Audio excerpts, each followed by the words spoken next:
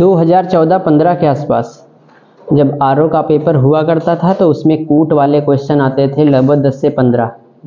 फिर धीरे धीरे बढ़ते इतने ज़्यादा चले गए कि आजकल उनकी संख्या 100+ हो चुकी है। समझ रहे? 100+ कूट वाले प्रश्नों की संख्या हो चुकी है। अब जरा सोचो, जैसे मान लेते हैं तुम्हारे जो सीनियर होंगे या जिन्होंने निकाल लिया होगा पेपर, जो आज के समय में समीक्षा अधिकारी होंगे, तो वो जब तुमको सलाह देंगे तो वो क्या सलाह देंगे? अपने परीक्षा पैटर्न के आधार पर देंगे। अब पहले के आधार पर अगर देंगे तो उस समय क्वेश्चन कितने 10 से 15 आते थे कि नहीं? अब वही समझना। अब मान लेते हैं कि हमने जैसे पेपर नहीं दिया है, या मान लेते हैं हम फेल हो गए या लगातार दे रहे हैं। अब तुम्हारी नज़रों में श्रेष्ठ कौन है? वो है, क्योंकि वो समीक्षा अधिकारी बना बैठा है। लेकिन वो कब का बना बैठा? सन 2015 का। अब वो 2015 वाला राय तुमको दे रहा है, ऐसे तैयारी करो। हम तुमको कल का पेपर देख के तैयारी करवाएंगे, ऐसी राय देंगे, ऐसे करो। लेकिन वही है, जब नया लड़का देखेगा तो किसकी बात मानेगा? इसलिए ज़िंदगी में अगर किसी से सीखना कुछ है तो सक्सेस पुरुष से मत सीखो, असफल व्यक्ति से सीखो। सही राय तुमको वही देगा।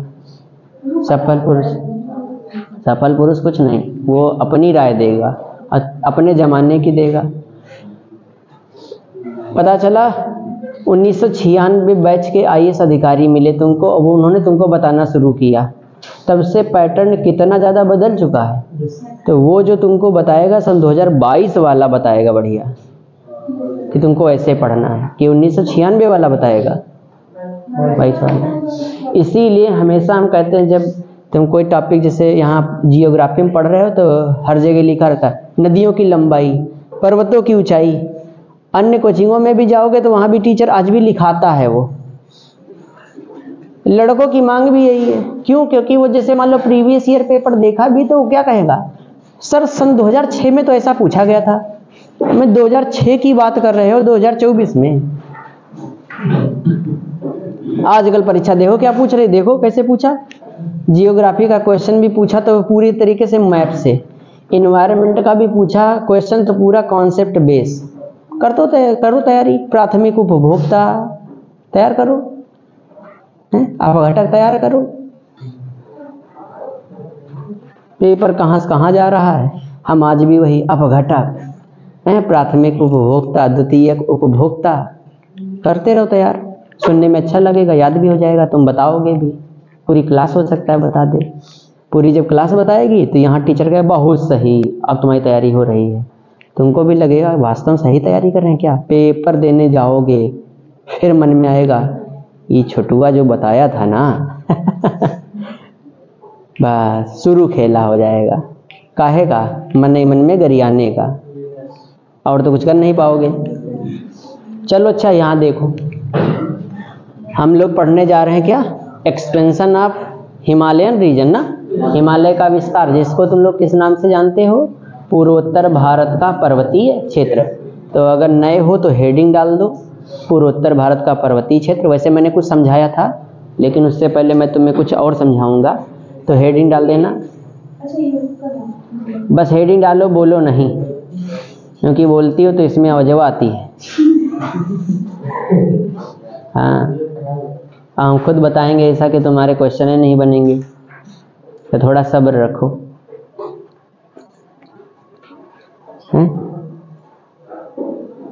श्रद्धा सबूरी होनी चाहिए। सबूरी तुम रखो, श्रद्धा हमको चाहिए।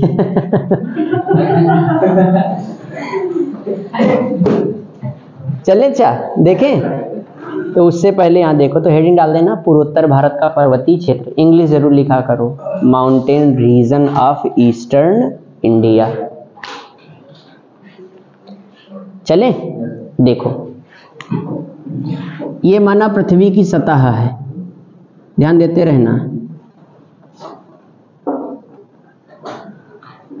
ये बस समझने की कोशिश करना। पृथ्वी की सतह, तो अंदर वाला आंतरिक भाग हो जाएगा, ऊपर क्या हो जाएगा, बाह्य भाग। अच्छा, ये सतह के बीच में तुमको गहराई दिखाई दे रही है। अगर सतह के बीच में गहराई दिखाई दे रही तो इसका मतलब ये एरिया किसका है, सी का है, समुंदर का है। क्लियर है? यानी ये सागर है। पृथ्वी के अंदर से मान लेते हैं यहां से मैग्मा निकल रहा है, तो मैग्मा यहां से भी निकल सकता है, मैग्मा यहां से भी निकल सकता है, नहीं निकल सकता है। मैग्मा हो सकता है यहां से भी निकल रहा हो, ये निकल रहा है। तो अभी तक देखा, ये वाला हटा दो, ये जो मैग्मा निकल रहा है कहीं ना कहीं ये सतह पर निकल रहा है, जमीन पर निकल रहा है, लेकिन ये जो मैग्मा निकल रहा है वो कहाँ निकल रहा है? सागर के अंदर निकल रहा है। अब यही तो निकलेगा। अच्छा, जब तक पृथ्वी के अंदर है तभी तक वो क्या है? मैग्मा है, और जैसे ही वो पृथ्वी के बाहर होगा उसका नाम परिवर्तित हो जाएगा। क्यों? जब तक तुम अपने घर में हो बिटिया हो, जैसे दूसरे घर में जाओगी बहुरिया हो जाओगी। कह दो मैं बहुरिया होना चाहती हूँ। यहाँ देखो, तो जैसे ही पृथ्वी के अंदर रहेगा तब तक वो क्या रहेगा? मैग्मा रहेगा। जैसे पृथ्वी के बाहर जाएगा वो क्या हो जाएगा? मैग्मा लावा में बदल जाएगा। क्यों? तो ये लावा हो जाएगा। अच्छा, लावा गाढ़ा हो सकता है या लावा कैसा हो सकता है? पतला। आगे चल के हम पृथ्वी की आंतरिक संरचना बताएंगे, तब बताएंगे कि लावा जो पतला होता है, गाढ़ा होता है, सिलिका की मात्रा पर डिपेंड करता है। जैसे तुम लोग पानी देखे होंगे, पानी में चीनी की मात्रा ज़्यादा कर दो तो धीरे धीरे वो जलाव में बदल जाता है, गाढ़ा नहीं हो जाता है। अरे गर्म करोगे, फिलहाल समझे कि नहीं? पानी में चीनी की मात्रा ज़्यादा करोगे तो गाढ़ा हो जाएगा, और पानी में चीनी की मात्रा कम करोगे तो पतला हो जाएगा। पतला वाला कहलाएगा शरबत और गाढ़ा वाला कहलाएगा जलाव। क्यों? जिसको तुम लोग चाशनी कहते होगे। तो देखे, अच्छा ये चाशनी में भी वही चीज़ें, दो ही चीज़ें हैं, चीनी की मात्रा और पानी।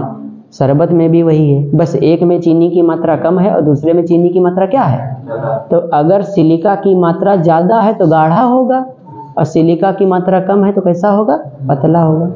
और गाढ़ा है तो अम्लीय लावा कहलाता है, और पतला है तो कैसा लावा कहलाता है? क्षारीय लावा। तो ये लावा जो है ये बहुत ऊपर तक उठता चला गया। जब ऊपर तक उठता चला गया तो इसका मतलब कम फैला। क्यों? अब कम फैलेगा तो इसका मतलब गाढ़ा लावा होगा। तो ये कैसा लावा है? गाढ़ा है। और जब गाढ़ा है तो इसकी प्रकृति कैसी होगी? अम्लीय होगी। ये अम्लीय प्रकृति का लावा है। यहाँ अभी नॉर्मल मैं बता रहा हूँ, विधिवत मैं समझाता हूँ लिख लिख कर, तो आगे चल के कभी भूलोगे ही नहीं। फिलहाल बस नॉर्मल याद रखो कि अगर गाढ़ा लावा है तो इसकी प्रकृति कैसी होगी? अम्लीय होगी। और वो ऊंची संरचना बना रहा है, और ऊंची संरचना बनाएगा तो किसका निर्माण होगा? पर्वत का निर्माण होगा। क्लियर है? अच्छा, हो सकता है लावा ये निकले और लावा दूर तक ये फैलता चला जाए।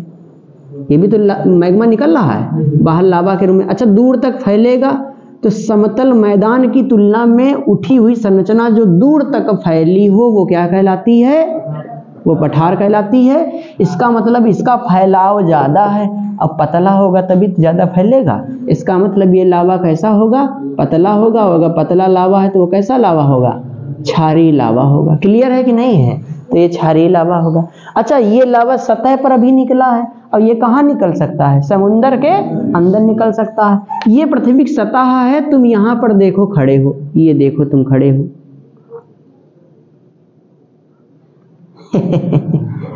ये तुम खड़े हो। अच्छा, ये भी लावा निकलना शुरू हुआ? नहीं निकलना शुरू हुआ, और ऊपर उठता चला गया। ये फैला नहीं है, ऊपर उठता चला गया। फैल भी सकता है तो पठार का निर्माण करेगा, और अगर फैलेगा तो पर्वत का निर्माण करेगा। क्यों? अच्छा, स्थल में है तो पर्वत कहलाएगा, समुद्र में तो भी क्या पर्वत कहलाएगा? नहीं। क्यों?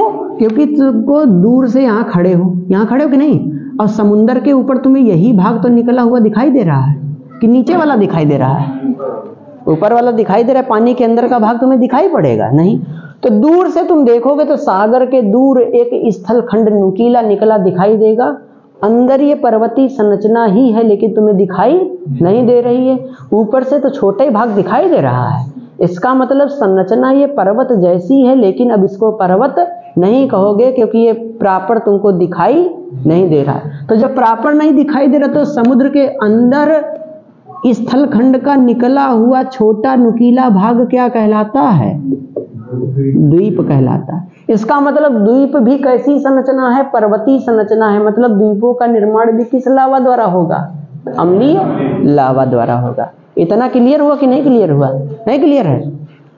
इसको मैं हटा रहा हूं क्योंकि इसको मैं आगे चल के समझाऊंगा। ठीक है, यहां लिखने का आवश्यकता नहीं है।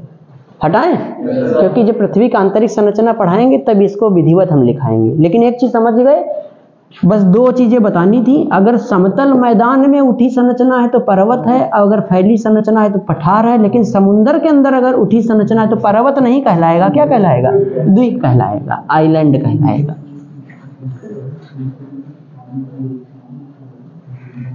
अब चलो देखो,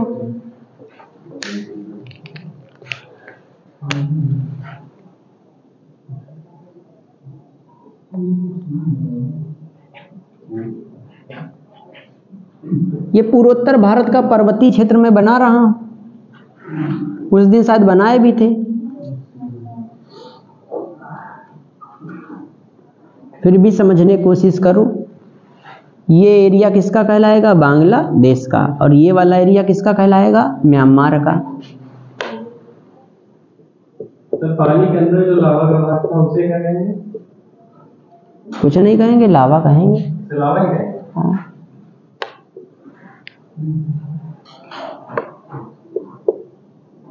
बांग्लादेश,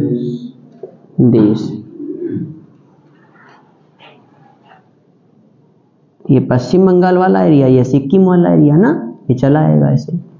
ये भूटान बीएच चलाएगा, और ये नेपाल चलाएगा, और ये भूटान का एरिया चलाएगा। ये तिब्बत वाला एरिया चलाएगा, यानी चीन। चलो देखो, ये किसका क्षेत्र चलाएगा? एपी। एपी का मतलब क्या हो जाएगा? अरुणाचल प्रदेश। ये चलाएगा किसका? नागालैंड का। नागालैंड के बाद ये किसका चलाएगा? मणिपुर का। मणिपुर का। अच्छा एक चीज मैं बता दूं, उस दिन तुम लोगों ने नहीं पढ़ा था mountain region of south India, तो तुमको एक चीज और बता दूं, क्लियर कर दूं। हाँ, जैसे तुमने शेषचलम की पहाड़ियां नहीं देखी थी, तो तुमने कर्नाटक में लिखा था। मेनली है कहाँ वो? आंध्र प्रदेश में है, लेकिन उसका विस्तार कहाँ तक जाता है? कर्नाटक तक। अब कर्नाटक तक जब विस्तार जाता है तो कर्नाटक का क्षेत्र विभाजित कर देता है तेलंगाना के पठार को। किससे? कर्नाटक के पठार से। तो मुख्यतया जो लिखोगे वो कहाँ लिखोगे? आंध्र प्रदेश में। तो वो जो लिखे हो वहाँ कर्नाटक में, तो वहाँ लिख लेना शेषचलम का विस्तार। समझ रहे हो? तो समझ जाओगे। चलो आगे, फिलहाल मैं जब क्वेश्चन आंसर कराऊंगा तो वहाँ विधिवत में लिखवा दूंगा। ये कौन सा पड़ जाएगा? मिजोरम। और यहाँ TR हो जाएगा त्रिपुरा। और ये कौन सा हो जाएगा? मेघालय। क्यों? तो बस छोड़ दो। ये कौन सा क्षेत्र हो जाएगा? असम। अच्छा, तुम लोगों ने एक चीज देखी थी, मुख्यतया हिमालय कौन चला आ रहा था? ग्रेट हिमालय। क्यों? यही तो चला रहा था। ये GREAT, great Himalaya. Great Himalaya के बाद कौन सा हिमालय चला रहा था? मध्य हिमालय। याद आया?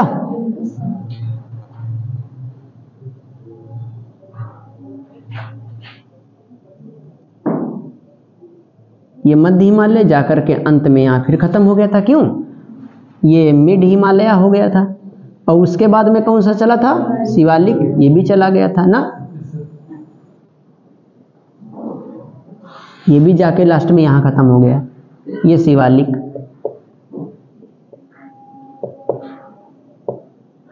तीनों जाकर के किस घाटी पर जाके समाप्त हुए थे? दिहांग घाटी। ये कौन सी घाटी पड़ जाएगी? दिहांग घाटी।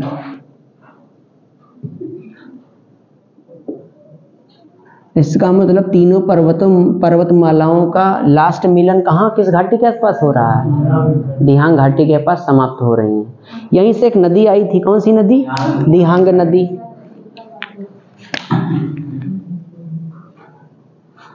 वास्तव में कौन सी नदी है? ब्रह्मपुत्रा। आगे चल के बताएंगे विधिवत। असम से बांग्लादेश से होते हुए चली गई। अब ब्रह्मपुत्र के बारे में ना पूछने लगना, पर्वत पढ़ रहे हैं तो ब्रह्मपुत्र के बारे में फिर कोई जिक्र नहीं करेंगे। यहीं पे कई सारी पहाड़ियां पड़ी थी, जिसमें सबसे पहली यहाँ पहाड़ी पड़ी थी कौन सी? मिसमी। यही तो पड़ी थी। अच्छा, उसके बाद अरुणाचल प्रदेश में दिहांग नदी के पीछे कौन सी नदी पड़ी थी? पहाड़ी कौन सी पड़ी थी? अबोर। याद नहीं आया क्या? और उसके बाद कौन सी पढ़ी थी? मिरी पढ़ी थी कि नहीं? मिरी। और उसके बाद कौन सी पढ़ी थी? डाफला। नहीं पढ़े थे? अच्छा ये देखो सब उसके नीचे बनाए कि नहीं, शिवालिक के नीचे। ये शिवालिक जा रही है कि नहीं जा रही है? ये तीनों जो पहाड़ियां बनाए हैं शिवालिक के पास ही तो बनाए हैं। इसका मतलब ये मिसमी, अबोर, मिरी, डाफला, अरे मिसमी छोड़ दो, अबोर, मिरी, डाफला ये सब किसका हिस्सा है? शिवालिक का है। क्लियर है कि नहीं है? अच्छा आगे चलकर के जो हिमालय का विस्तार होगा वो किस हिमालय का होगा? मध्य का, शिवालिक का कि ग्रेट का? ग्रेट हिमालय का विस्तार होगा। क्लियर है? अच्छा जरा ध्यान देना, ये आगे हिमालय बढ़ा, ये वाला ये कौन सा बढ़ रहा है? हिमालय बढ़ रहा है, समझ रहे हो? अब जो इसको हम लोग पढ़ेंगे वो क्या पढ़ेंगे? इसको हम लोग पढ़ेंगे, यहां लिखे दे रहा हूं, ग्रेट हिमालय का विस्तार।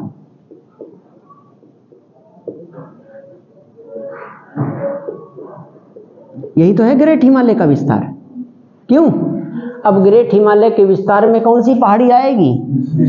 मिसमी आएगी। क्लियर है? अच्छा ये कौन सी नदी आ रही थी? ये लाल वाली, तो ये दिहांग नदी आ रही थी। और दिहांग नदी को तुम अगर दिहांग नदी ना लिखना चाहो तो फिर तुम क्या लिख लोगे? ब्रह्मपुत्र लिख लोगे। अच्छा एक चीज और हमने बताई थी, ये बहुत समझने वाला है, ये पूरा का पूरा क्षेत्र, ये पूरा का पूरा क्षेत्र क्या कहलाता है? तो तुम लोग इसको पढ़ते हो पूर्वोत्तर भारत का पर्वतीय क्षेत्र। पूर्वोत्तर भारत का पर्वतीय क्षेत्र। क्लियर है?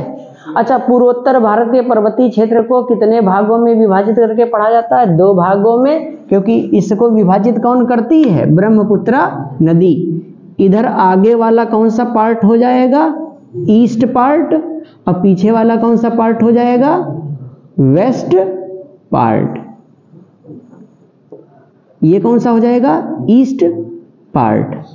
तो एक पढ़ोगे पूर्वोत्तर भारत का पूर्वी पर्वतीय क्षेत्र, और दूसरा पढ़ोगे पूर्वोत्तर भारत का पश्चिमी पर्वतीय क्षेत्र। अब इसको विभाजित करने में अहम भूमिका कौन सी नदी निभाती है? ब्रह्मपुत्र। तो ब्रह्मपुत्र नदी के आगे वाला पूर्वी भाग और पीछे वाला कौन हो जाएगा? पश्चिमी भाग। अब ये जो ईस्ट पार्ट है इसका वर्तमान में नाम भी है। इसका नाम क्या है? इसको कहते हैं पूर्वांचल की पहाड़ी। तो पहाड़ी ना कह करके क्या कहोगे? पहाड़ियां, क्योंकि इसमें कई सारी पहाड़ियां हैं। क्लियर है? तो तुम देख रहे हो ब्रह्मपुत्रा के पीछे वाला पूर्वोत्तर भारत का पश्चिमी क्षेत्र है। अब ब्रह्मपुत्रा नदी के आगे वाला पूर्वांचल की पहाड़ियां कहलाता है। इसको डिवाइड कौन कर रही है? ब्रह्मपुत्रा नदी। अरुणाचल प्रदेश में 4 पहाड़ियां आई, मिसमी, अबोर, मिरी और डाफला। तो ब्रह्मपुत्रा के पीछे वाला जो भाग है उसके आगे मिसमी पड़ रही कि नहीं पड़ रही? ब्रह्मपुत्रा नदी डिवाइड कर रही है।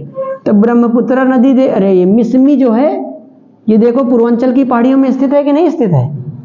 नहीं समझ रहे हो? अरे ब्रह्मपुत्रा नदी ने 2 भागों में विभाजित किया कि नहीं? पश्चिमी भाग और पूर्वी भाग। अब पूर्वी भाग में ही तो मिसमी पहाड़ी आई, और इसका पूर्वी भाग क्या कहलाता है? पूर्वांचल की पहाड़ियां। तो एक ऐसे ही नॉर्मल क्वेश्चन देगा, ये पूरा मैप बेस्ड है, रटने वाला नहीं है। आजकल जियोग्राफी जितने भी क्वेश्चन उठा के देख लो सब कैसे हैं? मैप बेस्ड हैं। इन्वायरमेंट भी आया वो भी मैप बेस्ड आया। तो पूर्वांचल की पहाड़ियों में निम्नलिखित हिस्सा नहीं है। कौन सा नहीं है? 4 ऑप्शन दिए होंगे, मिसमी, अबोर, मिरी और डाफला। कौन नहीं होगा? मिसमी नहीं होगा। क्लियर है?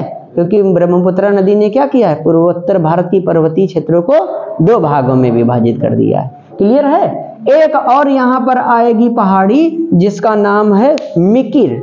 सुने होंगे मिकिर पहाड़ी। वो कहाँ पड़ती है? असम में। वो भी पूर्वांचल की पहाड़ियों में स्थित है।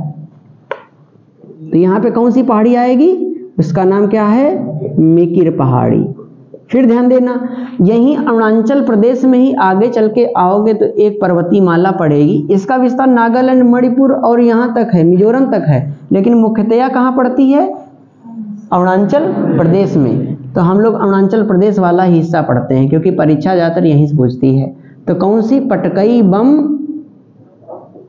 पटकई बम पहाड़ी। आगे चल के बताऊंगा इसका क्या यूज है, फिलहाल देख लो पहले पटकई बम पहाड़ी।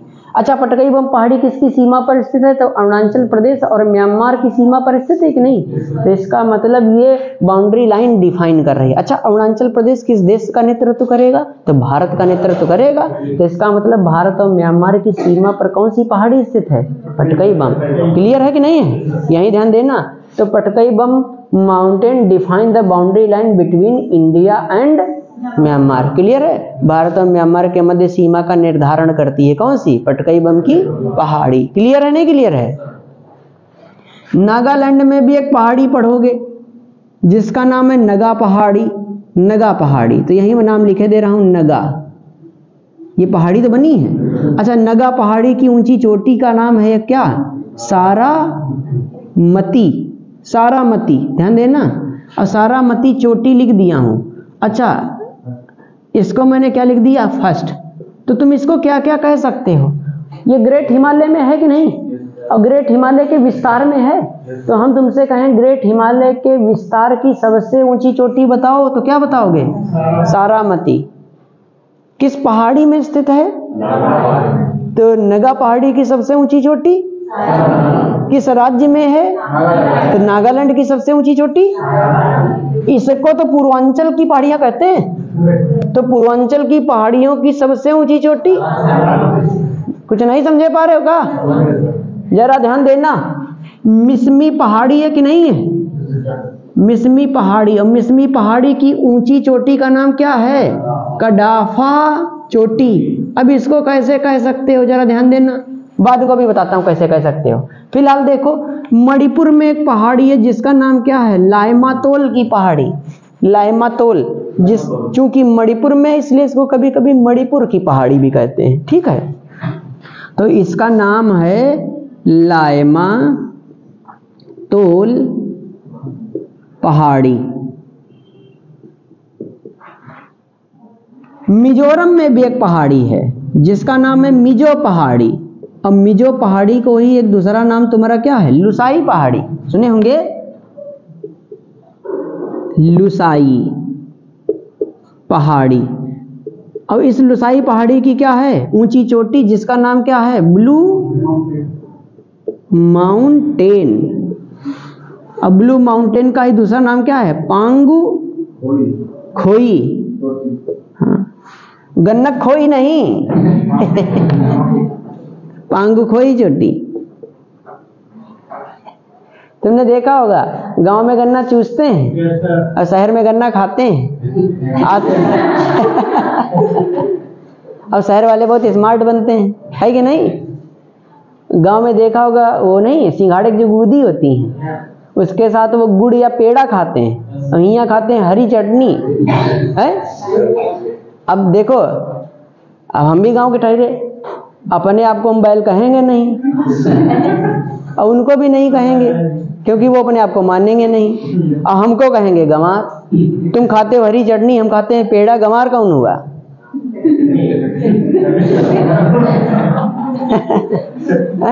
गन्ना चूसा जाता है कि गन्ना खाया जाता है? और यहाँ के लोग क्या खाते हैं?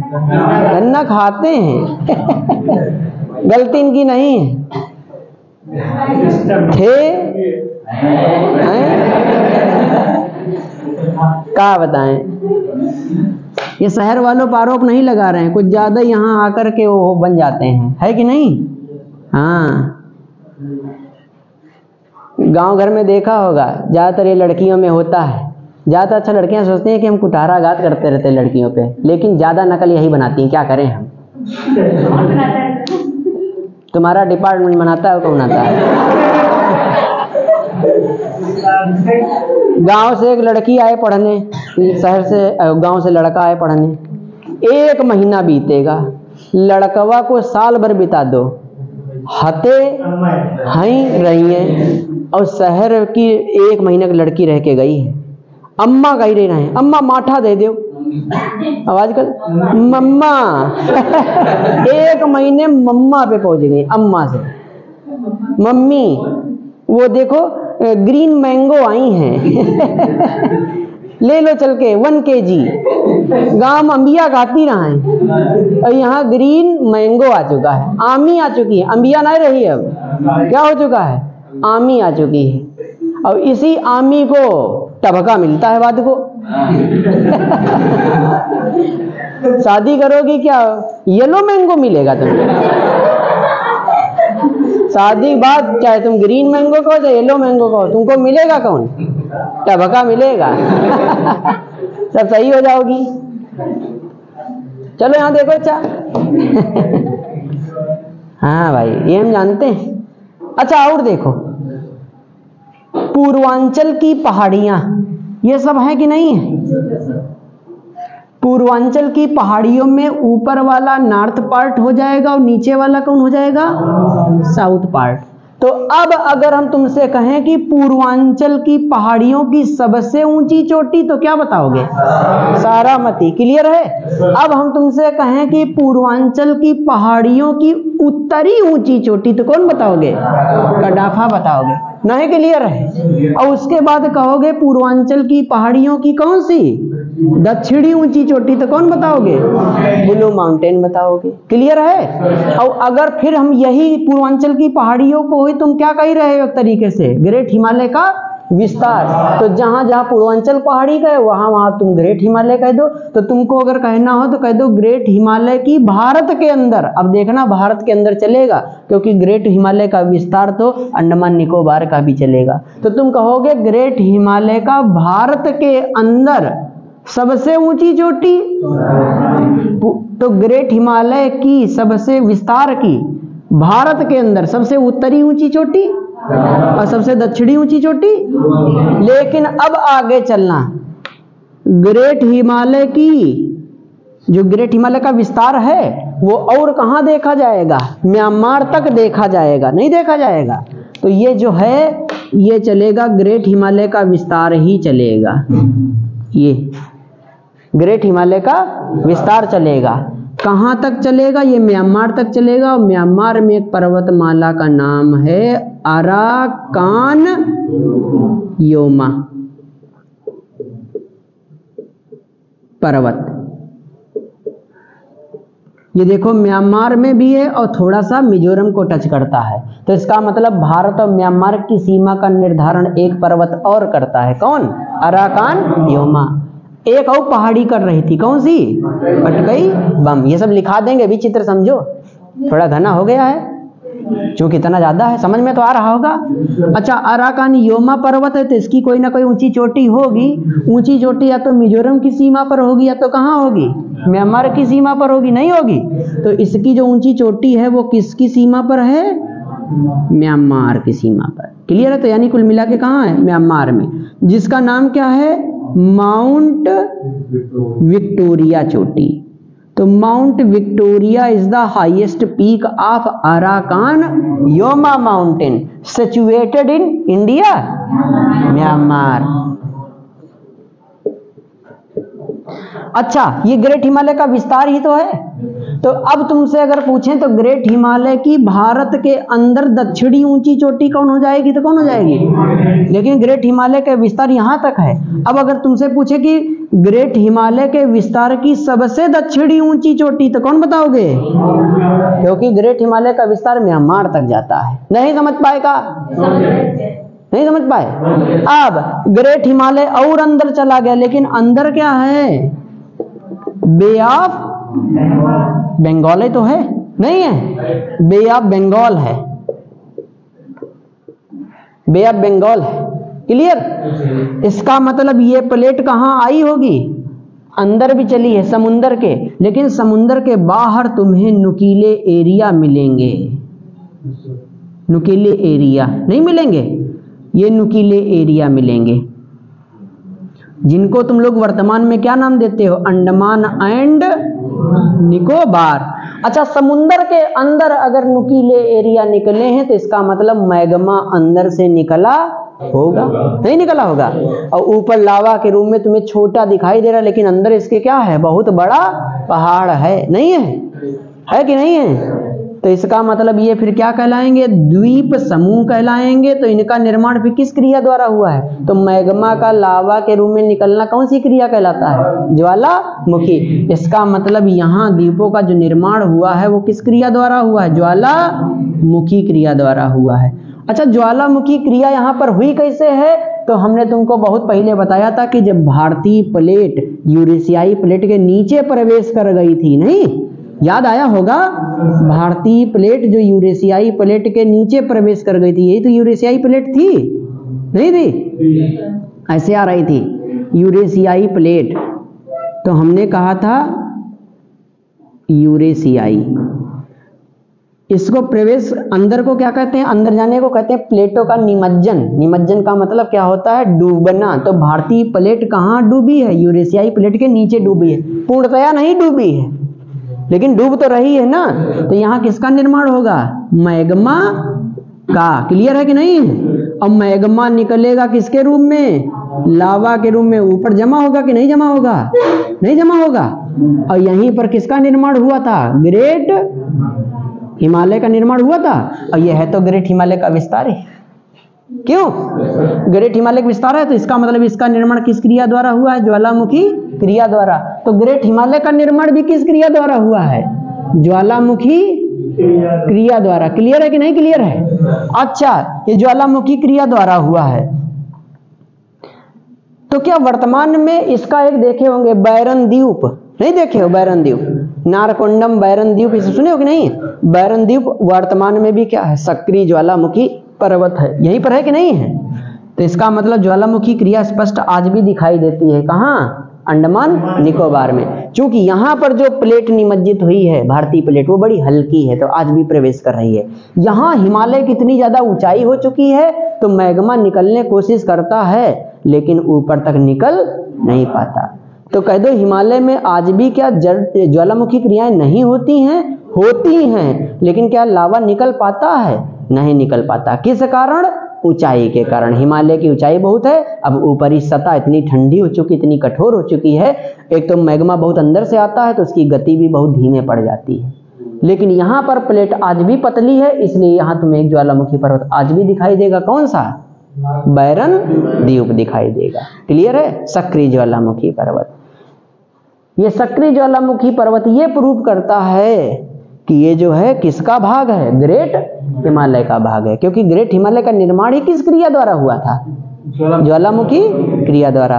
और आज भी इसका एग्जाम्पल यहाँ देखने को मिलता है। क्लियर है? तो ये क्या है? ग्रेट हिमालय का विस्तार। ये भी आज अभी है ग्रेट हिमालय का विस्तार।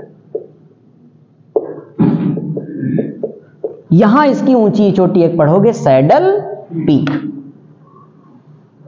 ऊंची चोटी, सैडल चोटी, इसी को इंग्लिश में क्या कहते हैं? पीक। तो ग्रेट हिमालय की जलीय क्षेत्र में सबसे ऊंची चोटी कौन है? Saddle peak. क्लियर है? इतना बना लो। उस दिन बनाए थे चित्र, ना बनाए तो बना लो। फिर तुमको यहाँ की मेघालय रेंज बतानी है, बस वो अलग से बता देंगे।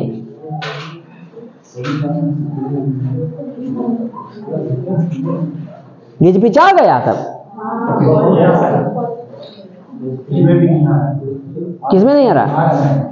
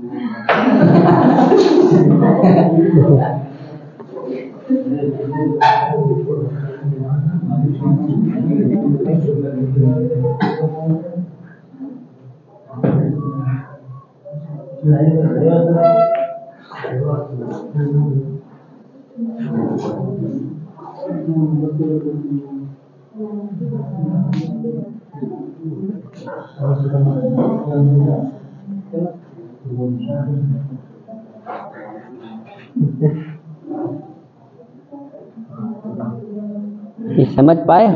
हाँ सर।